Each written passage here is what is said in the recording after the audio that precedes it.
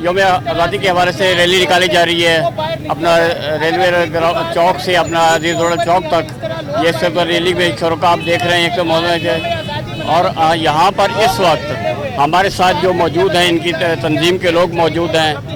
آئیے ان سے گفتگو کرتے ہیں کہ 14 اگست کے حوالے سے یہ کیا کہنا چاہیں گے. بسم اللہ الرحمن الرحیم.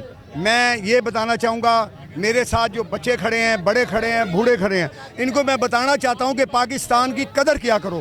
اس کی وجہ یہ ہے کہ ہماری بہنیں, ہماری ماؤں, ہمارے بڑے دادا پردادوں کی لاشوں کے ڈھیر دیکھے ہیں انہوں نے. ٹھیک ہے, اس لیے میں ان سے اپیل کروں گا کہ پاکستان آپ کو ایک تحفے میں ملا ہے, قائد اعظم نے دیا ہے, اس کی قدر کرو. کسی سیاستدان کے ساتھ مل کے اس کے لیے غلط قدم مت اٹھایا کرو. کیوں کہ پاکستان میں ہزاروں خون, ہزاروں قربانیاں گئی ہیں.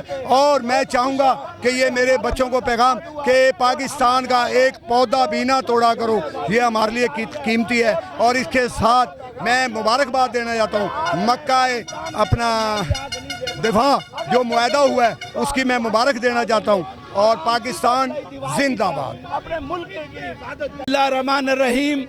جیسا کہ ہمیشہ کی طرح یوم آزادی پاکستان میں منائی جا رہی ہے اور اسی سلسلے میں پرویز اقبال بودلہ صاحب نے پرجوش ایک ریلی کا انعقاد کیا ہے. اور دشمن ممالک کو پیغام دینے کے لیے ہم سب مسلمان پاکستانی یکجا ہیں اور ہم ہر طرح سے قربانی دینے کو تیار ہیں کہ ہمارے ملک کو کوئی نقصان پہنچائے گا تو ہم اس کی ایسی کی تیزی پھیر دیں گے.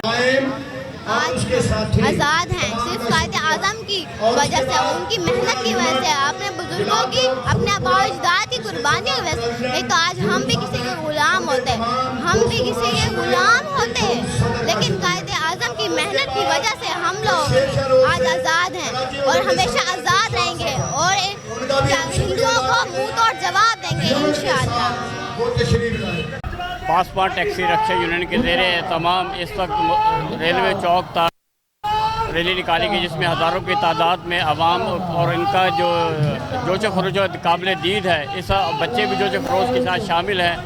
اور اس وقت عوام جو ہے اور پاکستانی قوم جو ہے 79واں یوم آزادی منا رہی ہے. کیمرہ مین شبیر بھٹی کے ساتھ عارف خان CNN اردو, ملتان.